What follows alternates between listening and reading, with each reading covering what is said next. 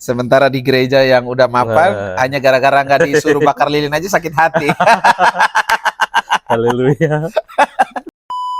Tapi masih ada ya pendeta yang kadang-kadang mau gila hormatannya gara-gara tidak dipanggil Bakar bakar lilin. lilin, tersinggung pulang tidak mau datang. Atau ketika misalkan foto-foto dilihat foto jelek, rela jadi Di apa Batam ya? ada pendeta semacam itu, Pak. Mungkin ada. Saya tahu. Ya mungkin di sini tidak ada, tapi di sana sini ada lah mungkin. Yesus saja rela tinggalkan segala sesuatu di surga dan mau turun ke bumi untuk melayani kita, peduli dengan kita. Masa kita manusia sibuk ke surga dan tidak mau peduli dengan sekitar kita? Setiap hari sibuk, ditanya istri mau kemana, mau ke surga. Lalu kami urus aja di sini.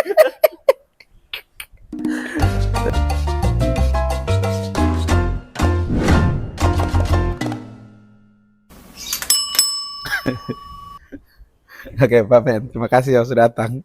Sudah mulai. Aduh, sekarang jabatan baru lah ya, Pak Ben ya. Ketua apa?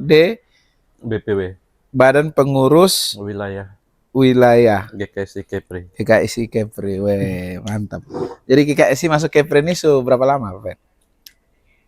2020. Berarti berapa tahun tuh ya? 5 tahun lebih lah. 5 tahun lebih. Sekarang ada berapa ini gereja Pak Pendopo? Sebenarnya 6, tapi ada satu yang belum jalan. Tapi yang sudah aktif jalan memang sudah sah jadi gereja lokal itu ada 5. Di mana aja itu, Pak Ben? Kalau ya kebetulan lingkupnya Kepri kan. Jadi untuk di Batam itu ada 4, itu di Batam Center, lalu di Baloi di kampus STTRAI 1, lalu di Batu Ampar di apa namanya Bukit Villa itu 1, lalu 1 di Tembesi. Tembesi siapa, Pak? Saya Piayu. Oh, yang kemarin. Piayu sebenarnya, tapi Tembesi ibadahnya di Tembesi. Lalu 1 lagi di luar Batam di Lagoi. Sungai Kecil. Lagoi Sungai Kecil. Berarti Batam 4, Lagoi 1. Target kira-kira berapa gereja, Pak? Ikuti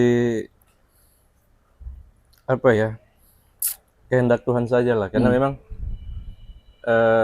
GKSI ini kan memang jiwanya jiwa penginjilan, dan memang misinya untuk daerah-daerah yang tidak terjangkau. Menjangkau yang tak terjangkau misinya. Jadi memang berusaha masuk ke daerah-daerah atau tempat-tempat yang memang notabene belum ada gereja. Ya kemana Tuhan tuntun, kita siap sih. Siap bergerak. Siap. Mantap. Tempur. Apalagi Kepri ini kan sebenarnya banyak pulau loh, Pak Ben. Kita kebetulan ada beberapa daerah, misalkan di Bintan itu ada beberapa wilayah perkebunan sawit di arah Brakit, arah Lome. Itu tidak ada gereja sama sekali. Dan memang banyak sekali anak-anak, terutama orang-orang kita yang Kristen, yang kerja di perkebunan dan tidak pernah gereja. Dan sekarang yang pos di Lagoi pun itu salah satu pos yang memang banyak juga anak-anak muda yang memang dulu mereka di Batam sebenarnya.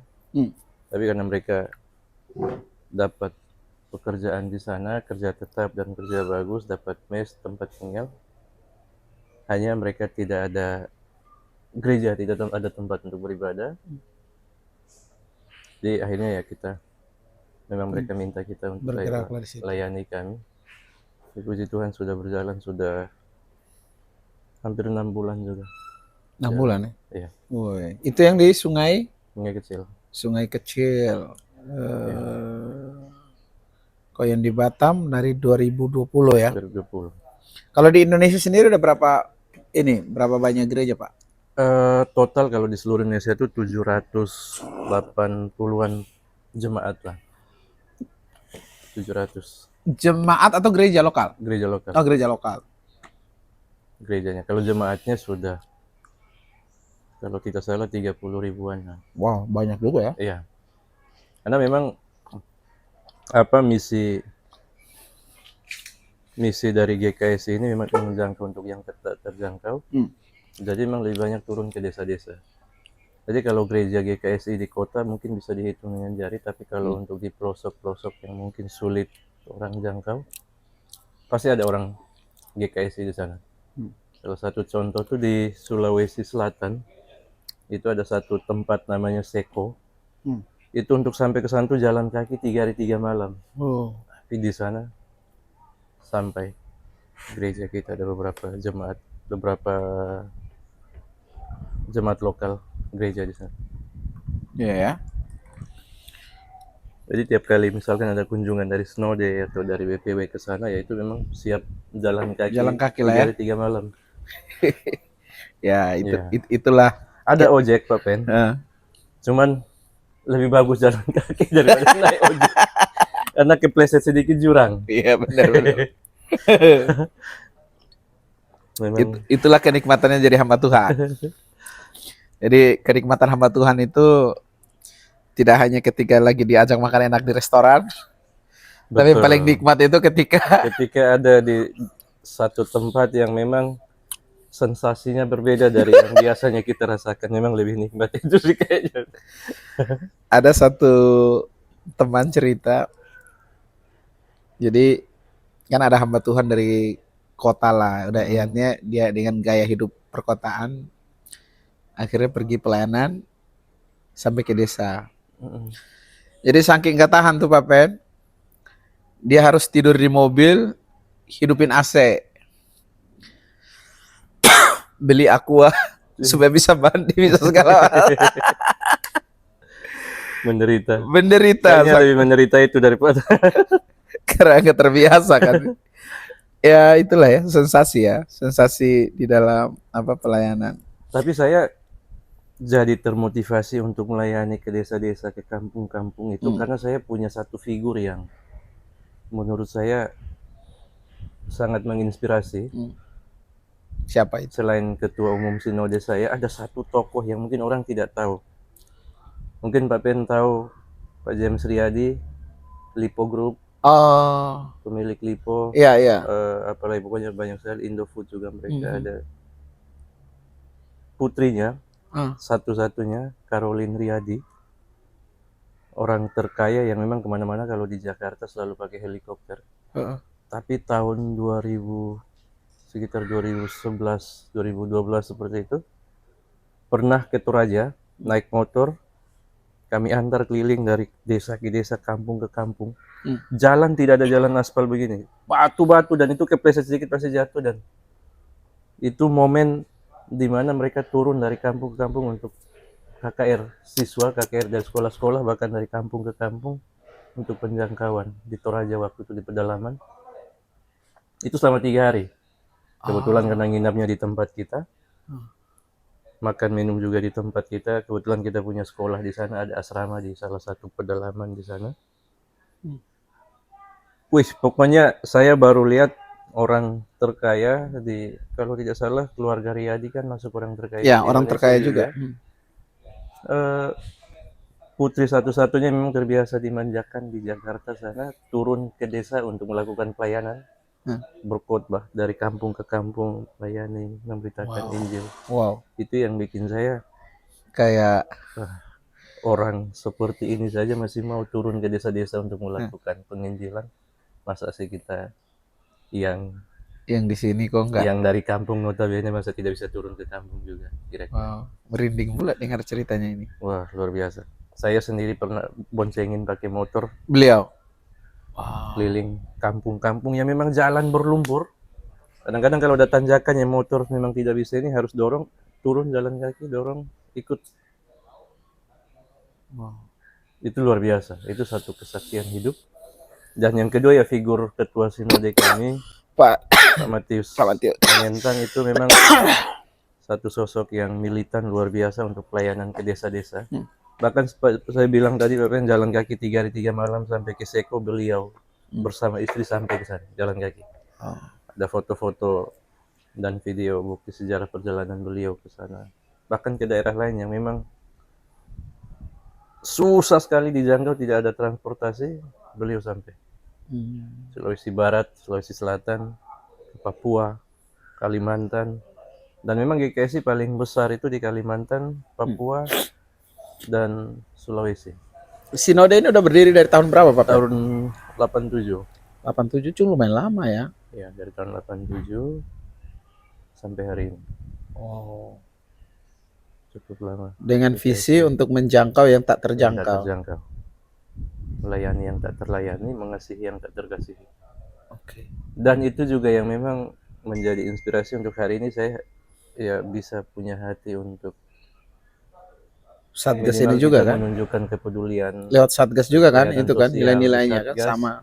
Ya itu karena nilai-nilai itu sih saya lihat mereka orang-orang luar biasa yang sudah menunjukkan teladan luar biasa, berani tinggalkan kemewahan di Jakarta, Iya, mau turun gitu mau ya. turun. Dan ya itu saya pikir belum seberapa sih dengan Yesus yang Natal Ya, ini Natal ini kita rayakan.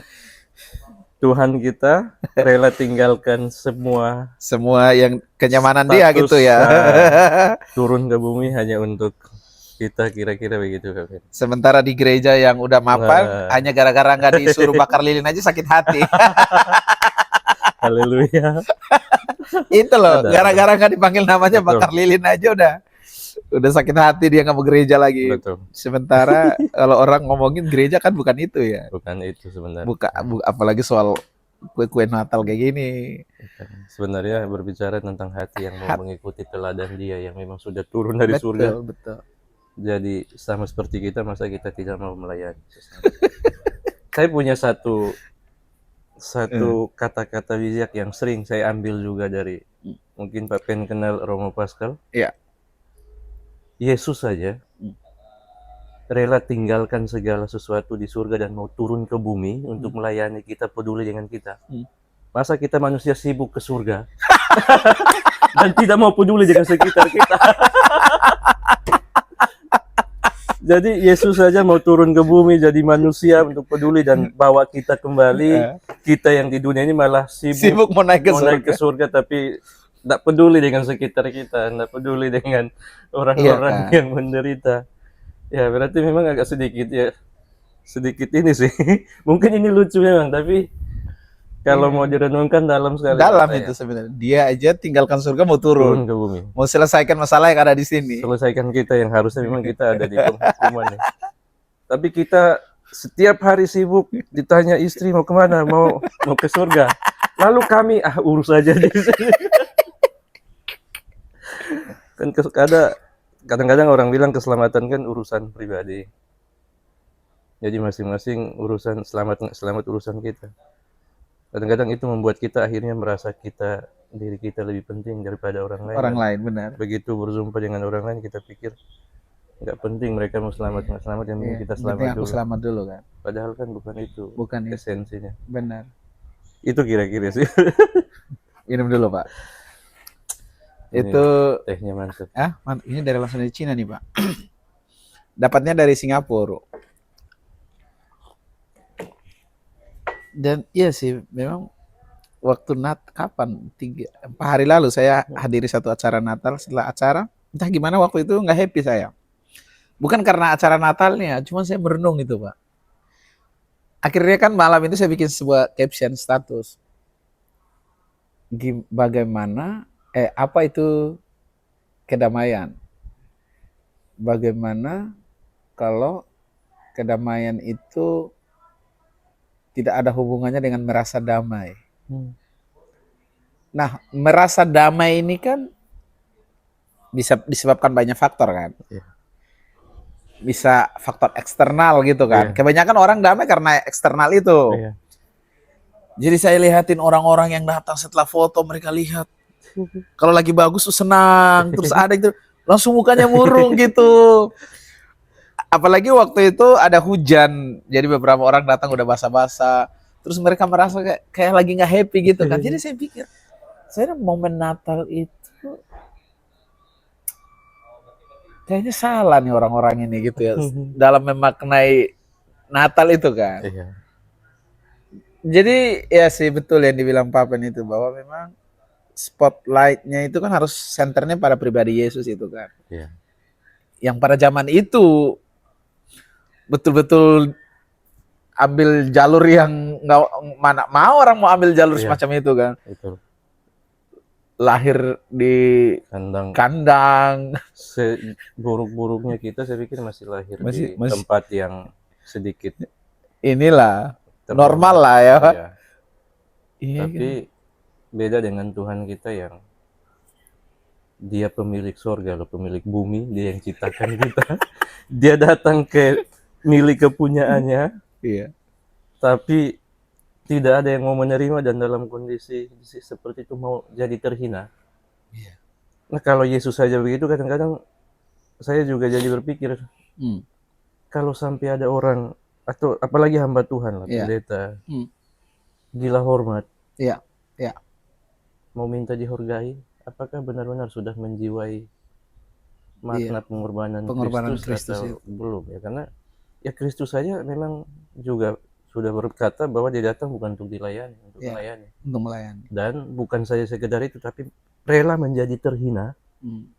rela dihancurkan, rela untuk mengalami hal yang memang sama sekali tidak manusiawi. Hmm. Kalau waktu itu sudah ada hak asasi manusia, HAM, mungkin waktu ketika Yesus disiksa, ya bisa dimasukkan ke Iya. pengadilan HAM, karena itu Pengadilan HAM perlakuan yang perlakuan tidak tidak manusiawi, tidak manusiawi. sama sekali tidak manusiawi. Hmm. Tapi masih ada ya pendeta yang kadang-kadang mau gila hormat hanya gara-gara tidak dipanggil Bakar bakar lilin. lilin, tersinggung, pulang tidak mau datang. Atau ketika misalkan foto-foto, dilihat foto jelek, rela jadi Di apa Batam ya? ada pendeta semacam itu, Pak? Mungkin ada. Saya tahu. Ya mungkin di sini tidak ada, tapi di sana sini ada lah mungkin. Jadi kadang-kadang ya saya pun kadang-kadang ada momen-momen tertentu, kadang-kadang saya merasa seperti, tapi ketika saya merasa seperti itu, kalau kita tidak cepat Sadar. sadar, iblis justru pakai itu untuk menghancurkan kita, membuat kita semakin terpuruk. Benar. Makanya kadang-kadang kalau kita sudah begitu, ya ingat kembali coba apa yang Yesus alami. Ya. Yesus datang tidak pernah disambut dengan, kalau semalam saya datang saya kaget ada tulisan selamat datang Ketua BPW. Oh, Tapi disambut ya. tidak ada tulisan waktu Yesus lahir selamat datang juru selamat. Iya, iya. Itu hal-hal sederhana sih. Hal-hal Ya, ya, sebenarnya. benar. Ya mungkin kita pikir itu hal sepele, tidak terlalu prinsip. Tapi ada banyak orang ya kadang-kadang rela untuk bermusuhan dengan orang dengan alasan apa ya? Dengan banyak alasan lah untuk. Kadang-kadang mungkin satu hal begini loh, Pen.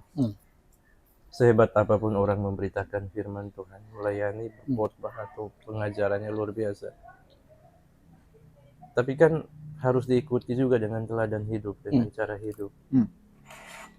Ada banyak orang rela untuk memang hanya gara-gara mempertahankan pemahamannya, ideologinya, rela untuk apa namanya menghancurkan segala sesuatu yang baik, yang notabene sudah dibangun sejak lama. Iya. Kadang-kadang seperti itu. Tapi memang ya di satu sisi kalau untuk dalam hal mempertahankan kebenaran ya kita juga harus punya prinsip untuk ya itu harus. Tapi maksudnya dalam hal-hal kecil, misalkan dalam lingkup keluarga lah. Hanya alasan kita mau masuk surga, kita rela untuk meninggalkan keluarga, istri anak yang notabene Tuhan titipkan untuk kita kasihi.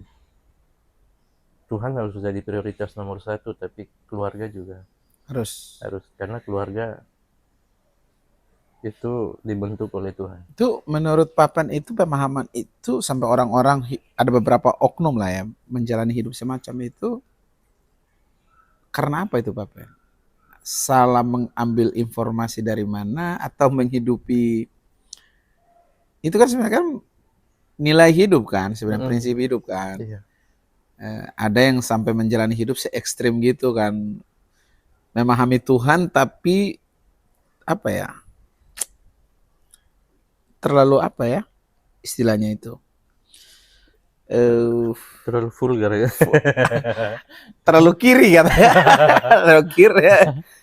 Jadi itu kenapa Papan sejauh menurut Papan itu apa penyebabnya itu? Saya pikir mungkin ada yang salah dengan pemahaman kita lah kalau sampai kita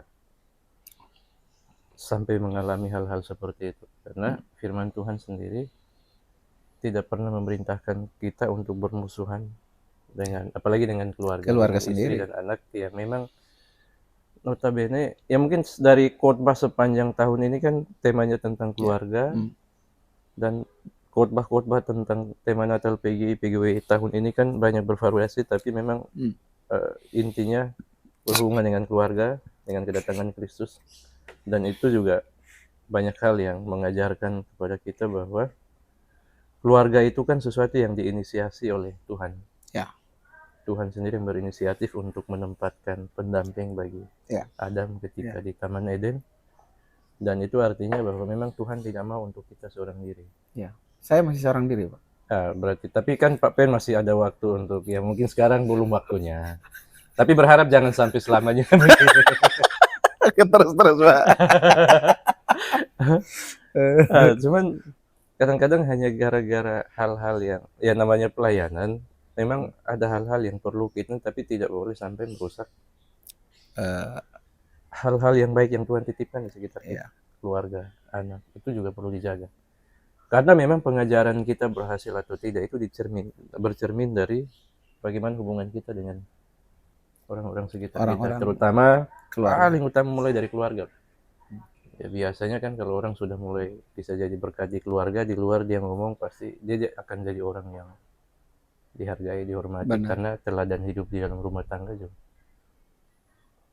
Kira-kira menurut Pak Pen sendiri kan, bagaimana mungkin orang bisa jadi orang hebat? Ini Bapak langsung ambil posisi saya sebagai host nih ya.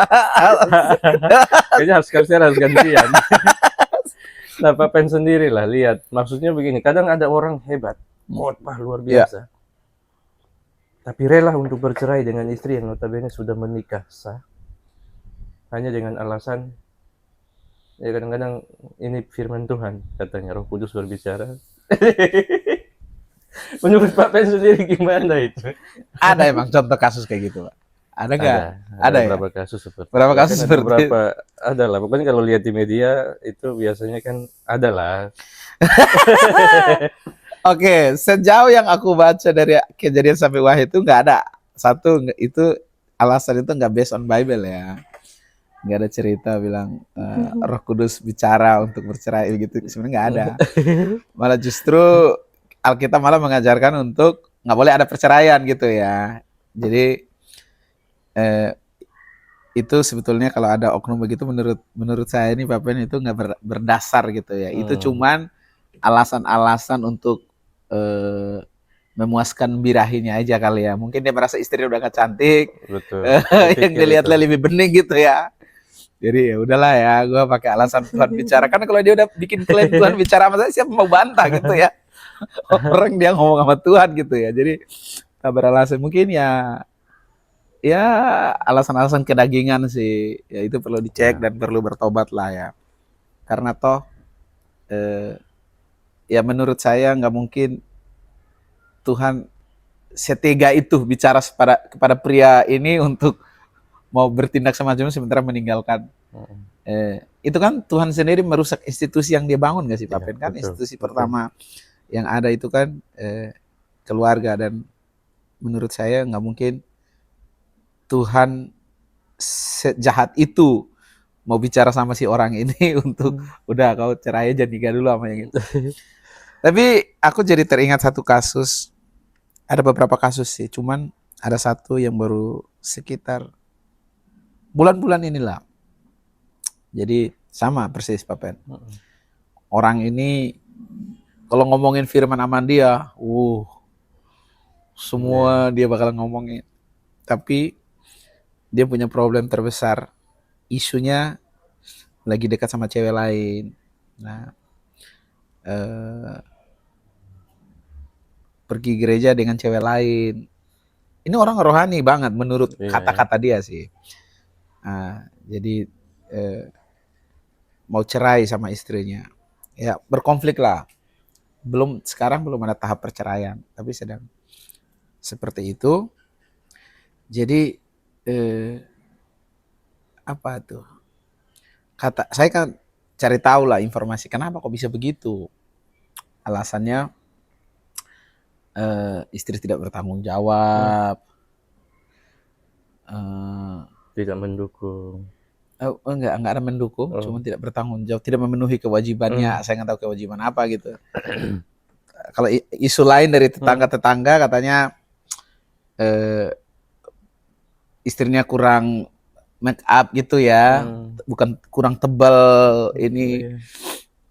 Jadi sampai satu sisi saya berpikir ya, ini udah keluarga udah berapa tahun orang ini menikah, anak udah besar gitu kan.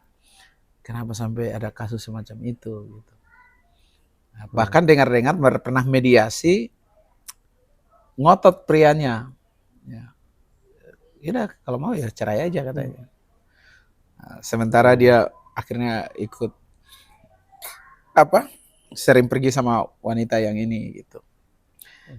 Ini orang yang Papen yang bisa dibilang rohani banget. Ya rohani versi dia ya. Saya nggak rohani ini kan tergantung siapa mau lihat gitu ya. Ngomongin Alkitab jago. Pokoknya orang yang ini, tapi saya lihat gila ya ternyata semacam itu rupanya. Cuman gini sih Papen, saya pada akhirnya mengambil satu pembelajaran bahwa rupanya apa yang kita tahu dari Alkitab itu kalau hanya sebatas pengetahuan, ya tidak berfaedah banyak. Nah, itu dia. Karena dia tidak mentransformasi hidup. Iya. Dan yang saya lihat dari orang yang tadi saya ceritain itu adalah memang dia punya pengetahuan yang bagus soal semacam itu. Cuman problemnya adalah itu hanya sebatas di pengetahuan. Iya. Tapi tidak mengizinkan bagaimana ya itu tadi Tuhan yang punya kasih, yang mau merendahkan diri, yang mau, jadi itu problemnya di situ. Ya itu sih Pak Pen.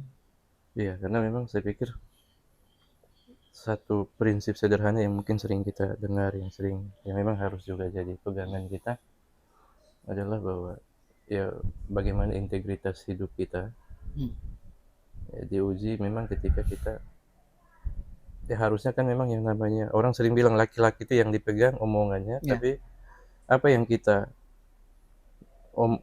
bicarakan itu juga harus sesuai dengan yang kita harus lakukan. Iya. Jangan kita ngomongnya Omong buatnya jet atau kita ngomong tentang kasih tapi kita sendiri nggak bisa mengasihi orang. Paling tidak mulai dulu dari keluarga lah, karena memang momen Natal tahun ini karena berbicara tentang keluarga. Saya pikir ini tidak kebetulan Pak Pen, karena mungkin Pak Pen ingat kemarin di kantor Satgas Natal di sana saya sampaikan data-data tentang kekerasan dalam rumah tangga itu data real ya. Data real ya, benar. Dan ya luar biasanya saya jadi ikut tercengang juga, tiba-tiba kok PGIW bukan PGIW tapi dari PGI Pusat mau keluarkan surat edaran untuk semua gereja, semua sinode wajib ikut mengkampanyekan kampanye anti kekerasan terhadap perempuan 16 hari, selama 16 hari.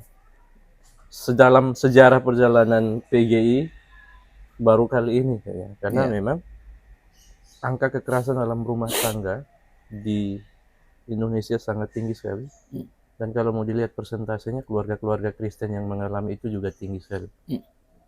Itu sebabnya ya saya pikir bagaimana mungkin kita jadi berkat di luar kalau mulai dari rumah. Dari rumah nggak jadi berkat. Kalau biasanya hamba-hamba Tuhan yang hebat, yang luar biasa, itu biasanya ya dia bisa buktikan dari rumah. Dia keluar orang juga begitu hormat dan hargai dia karena memang dari rumah dia kasih teladan yang luar biasa. Di gereja juga dia jadi teladan, di lingkungan masyarakat juga jadi teladan. Itu plan pasti berhasil, luar biasa. Dan banyak orang seperti, tapi ada juga hamba-hamba Tuhan yang saya pikir tadi itu kita kembali lagi ke topik awal tadi bahwa Yesus saja mau datang untuk saya gini Pak Pen, ngomongin Yesus, karakter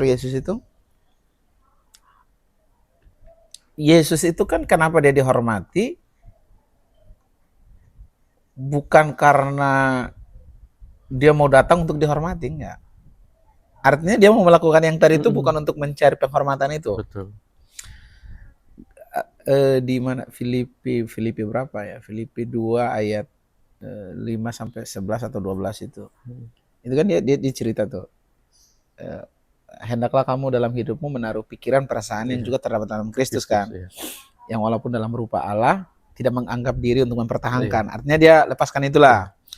Turun merendahkan diri, taat bahkan sampai mati di kayu salib. Nah, ayat 9 itu menarik, dia bilang, itulah sebabnya mengapa Allah sangat meninggikan dia. Sebabnya apa? Itu tadi sikap merendahkan diri dan rela meninggalkan semua kebesaran. Dan itu dampak aja sebetulnya penghormatan itu. Betul. Nah, maksud saya itu adalah ketika khususnya kita lah, termasuk saya juga yang hamba Tuhan nih, ketika kita mau lakukan sesuatu, kalau niatnya awal adalah untuk mendapatkan spotlight atau penghormatan, nah itu sudah keliru, karena kemungkinan besar ketika kita nggak dapat pasti kecewa. Kita pasti mulai. Betul. Dan di situ tuh alur berpikirnya saya pada akhirnya melihat bahwa penghormatan itu adalah cuman dampak dari apa yang kita lakukan.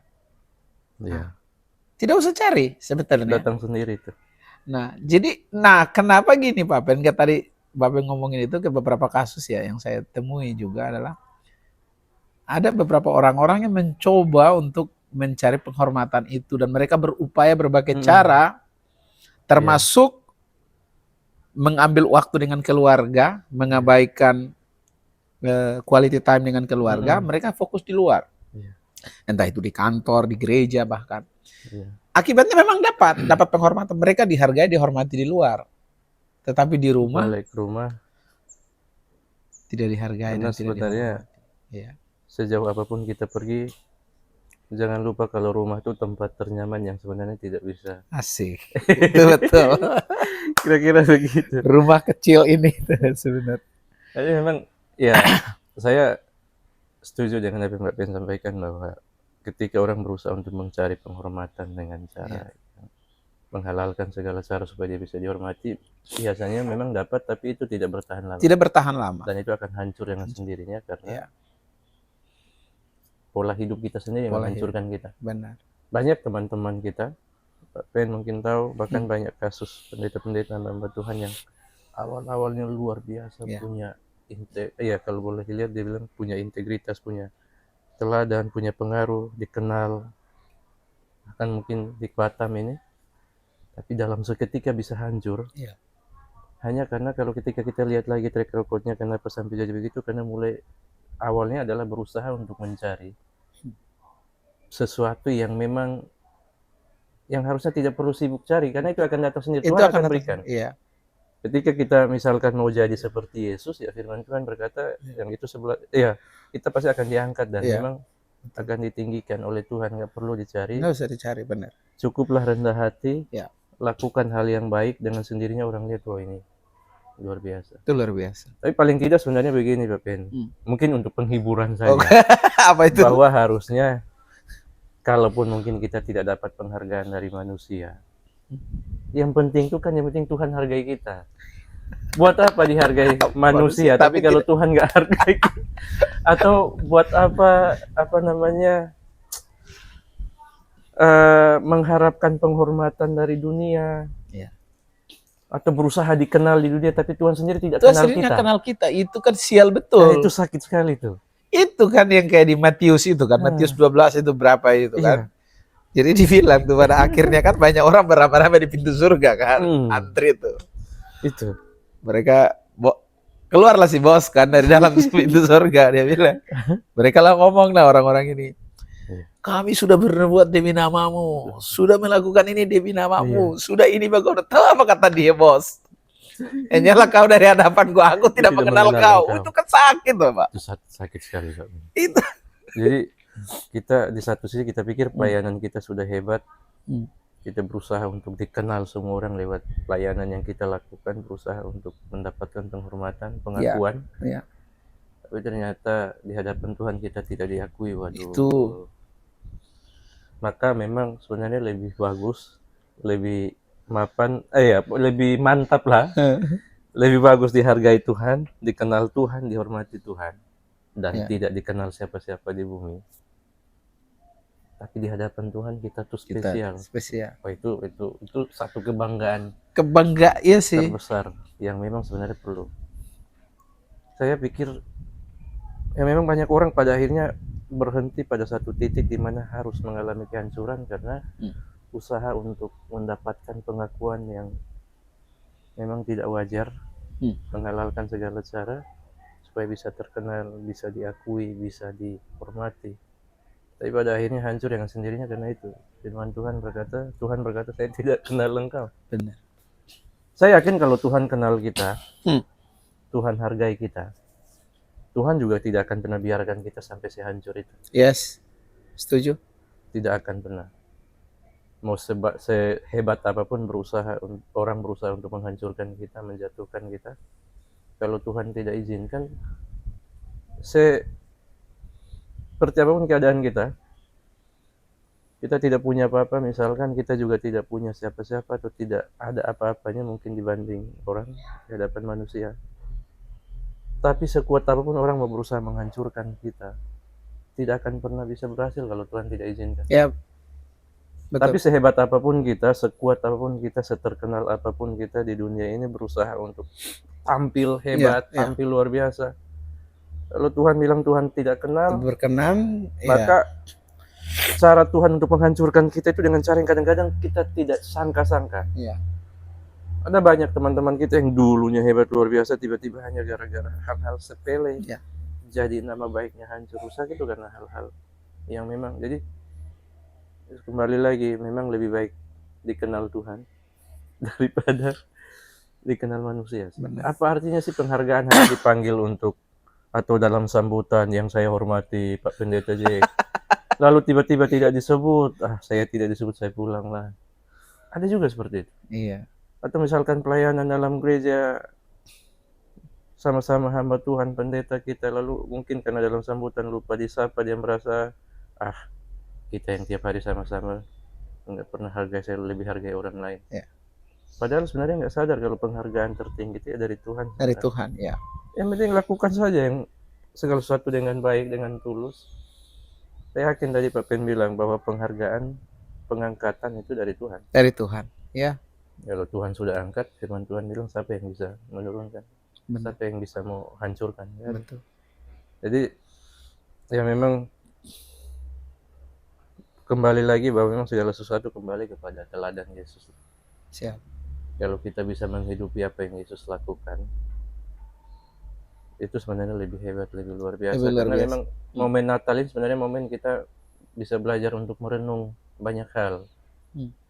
Yesus saja rela datang jadi manusia, dan bukan saja jadi manusia, tapi rela lahir di kandang hina. Bukan saja itu, tapi rela mengalami tindak kekerasan. Benar. Untung sekarang, dulu belum ada undang-undang, sekarang sudah ada undang-undang kekerasan, penganiayaan dan lain sebagainya. Kalau sempat sudah ada undang-undangnya dulu, mungkin bisa sampai ke pengadilan, mungkin PBB. Tapi sampai rela dihancurkan, bahkan orang bilang salib itu kan tanda kehinaan, ya. Ya. Tapi sampai rela untuk ambil posisi itu hanya untuk kita yang bukan siapa-siapa ini bisa punya posisi yang baik. Kalau mau dipikir, kalau misalkan Tuhan bilang waktu itu, emang siapa lu? Iya kan? Emang lu siapa? Sampai saya harus, kalau sampai Tuhan bilang begitu, maka ya mungkin sekarang saya nggak jumpa dengan Pak Penny. Tapi Yesus tidak lakukan itu. Dia tidak melakukan itu. Bahkan dia rela mengalami hal yang memang sangat-sangat hina luar biasa, menghinakan diri, supaya kita yang terhina ini tidak terhina. Itu, jadi ya udahlah teman-teman, atau siapapun yang memang suka tersinggung hanya gara-gara hal-hal yang mungkin tidak dapat pengakuan, penghargaan, penghormatan. Yang penting Yesus kenal kita lah, sebenarnya itu sudah hal yang luar biasa. Saya berusaha tanamkan. Kadang-kadang ada masa di mana ketika saya misalkan diundang di acara tertentu, saya tidak disambut, tidak dihargai. Kadang-kadang memang muncul pikiran, aduh, saya diundang baru nggak dihargai, nggak di. Tapi saya ingat lagi, Yesus saja datang, memang sama sekali nggak ada penyambutan, nggak ada penghargaan, nggak ada apapun. Tapi dia rela lakukan itu, dan akhirnya kita bisa jadi seperti ini. Lalu apalah kita ini kan? Yes. Aduh. Itulah. Ya, itulah keren. Pak Pen, thank you untuk obrolan siang ini. Siap. Habis ini kita mau makan babi. Saya mau ajak Wes, Bapak untuk makan satu mantap. tempat makan babi Luar yang enak biasa. di Batam sini. Baru buka Mm-mm. dia. Enak ya. Ya, jadi dari tadi akhirnya saya simpulkan sesuatu bahwa apa namanya, jangan mengejar apa yang bisa datang sendiri gitu ya. Nah, Penghormatan mantap. itu kan sesuatu yang datang sendiri, nggak perlu dikejar ya Iya, sebenarnya itu.